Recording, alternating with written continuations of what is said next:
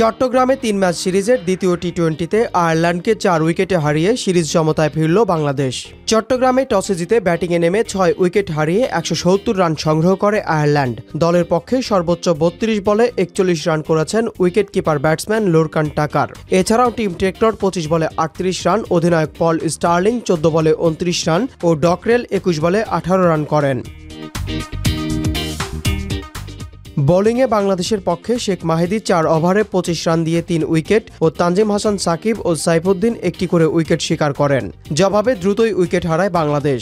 Tanzim Tamim ৭ run করেই run আউটের ফাঁদে পড়েন। আর এক ওপেনার পারভেজ হোসেন ইমন ৫-৪ ও ২-৬-এ ২৮ বলে ৪৩ রান করে ডকরেলের হাতে ক্যাচ দিয়ে ফেরেন। অধিনায়ক লিটন দাস ৩-৪ ও ৩-৬-এ ৩৬ বলে ৫৭ রান করে এলবিডব্লিউ হন মার্ক অ্যাডওয়ার্ডের বলে।